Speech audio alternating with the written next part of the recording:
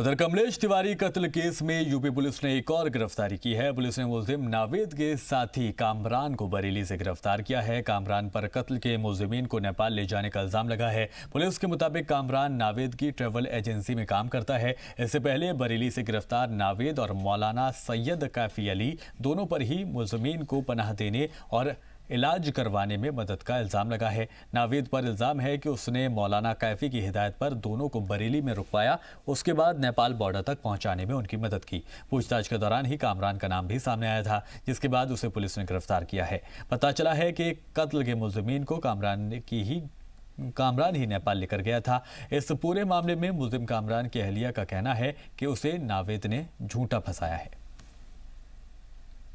उनको नवेद ने फंसाया है। वो नवेद की कंपनी में कर्मचारी थे। नवेद ने उनको बुलाया धोखे से मैसेज करके, तो मैंने ही कहा कि पूछ लो क्या काम है। उसने ये कहा कि आ जाओ बाहर और कहीं जाना है, और ये कहकर वो कहीं पर ले गया उनको। और उन्हें ये नहीं पता था वो किस को लेके जा रहा है साथ में, उनको कुछ भी नहीं पता था। बहुत 2-3 दिन बाद उन्हें पता चला कि मर्डर हो चुका है किसी का, और ये उन लोगों को लेके गया था और उनको धोखे से लेके गया था। और जिसने इल्ज़ाम लगाया उसको ज़रूर सज़ा मिलेगी। और मुझे पूरा भरोसा है, मेरे आदमी बहुत अच्छे हैं, उनका कुछ भी नहीं होगा। फोन पर सिर्फ एक मिस कॉल और शुरू हो जाएगी आपकी जासूसी। सुनकर भले ही आपको हैरानी हो, लेकिन इजराइल की एक कंपनी के बनाए गए सॉफ्टवेयर ने दुनिया भर के होश उड़ा दिए हैं। इल्जाम है कि NSO नाम की एक कंपनी के बनाए गए सॉफ्टवेयर से पूरी दुनिया में व्हाट्सएप का इस्तेमाल करने वाले तकरीबन 1400 लोगों की जासूसी की गई है, जिसमें करीब 2 दर्जन से ज्यादा हिंदुस्तानी भी शामिल हैं।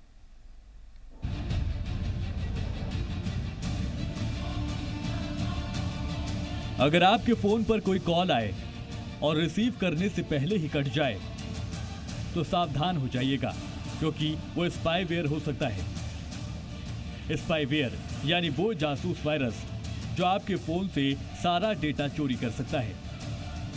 आप किससे बात कर रहे हैं, किसे मैसेज कर रहे हैं, क्या चैट कर रहे हैं, आपके फोन की कॉन्टैक्ट लिस्ट, नोट्स, फोटोग्राफ्स, आपकी लोकेशन, यानी तकरीबन सब कुछ दूर बैठा कोई शख्स ट्रैक कर सकता है और खुद आपको इसकी जानकारी कानो कान नहीं होगी।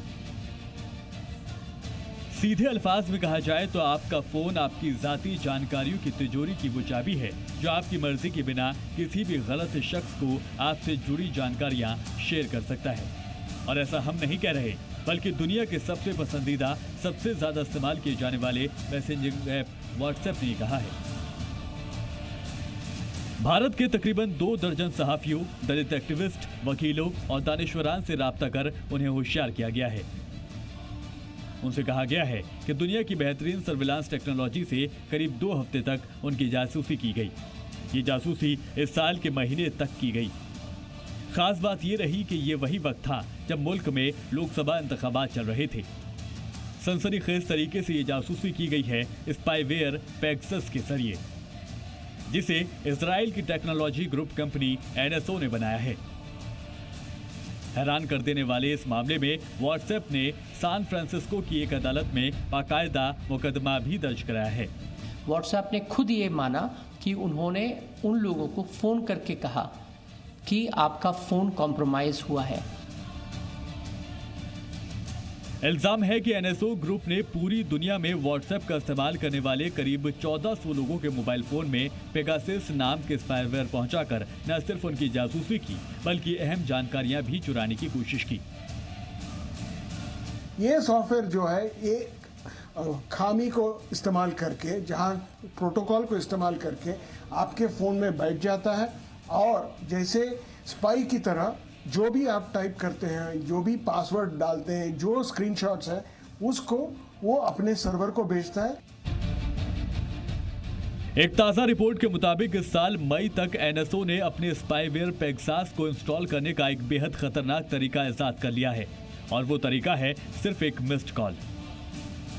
जी हां, बस व्हाट्सएप कॉल के जरिए आपके फोन की घंटी बजी, आपके कॉल रिसीव की या नहीं की, इससे कोई फर्क नहीं पड़ता, क्योंकि इसके साथ ही जासूसी सॉफ्टवेयर पेगासस आपके फोन में इंस्टॉल हो जाता है।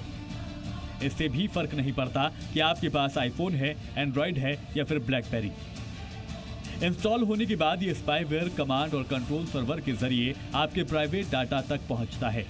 यानी जासूस पेगासस आपके व्हाट्सएप, iMessage, स्काइप या टेलीग्राम के जरिए किए जाने वाले किसी भी कम्युनिकेशन को इंटरसेप्ट कर सकता है। Password, contact list, calendar, events और तो और आपके टेक्स्ट मैसेज भी सीधे जासूसी के घेरे में हैं। आपके मोबाइल कैमरा और फोन के माइक्रोफोन तक को कंट्रोल किया जा सकता है। जीपीएस फंक्शन के जरिए आपके लोकेशन को भी ट्रैक किया जा सकता है। एनएसओ का दावा चाहे जो भी हो, बड़ी बात यह है कि बाजार में मौजूद इस वक्त कोई भी ऐसा फोन नहीं है जो स्पाईवेयर पेगासस की पहुंच से महफूज हो।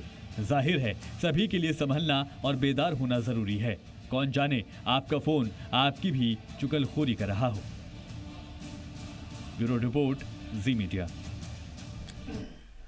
पूरी दुनिया के 20 ममालिक में हुई सैकड़ों व्हाट्सएप की हैकिंग आज की बैनुल-अक़वामी खबर है। बड़ी बात यह है कि हिंदुस्तान में जब यह हैकिंग या जासूसी हुई उस दौरान मुल्क में लोकसभा इंतखाबात कराए जा रहे थे। व्हाट्सएप ने इस पर हैकिंग की जानकारी तो दी है, लेकिन ये जासूसी कौन कर रहा था इस बारे में कुछ भी नहीं बताया। अब कांग्रेस ने इसे लेकर मोदी हुकूमत पर हमला बोला है और बिना नाम लिए सहाफियों और इंसानी हुकूक के कारकुनान की जासूसी करने का इल्जाम लगाया है।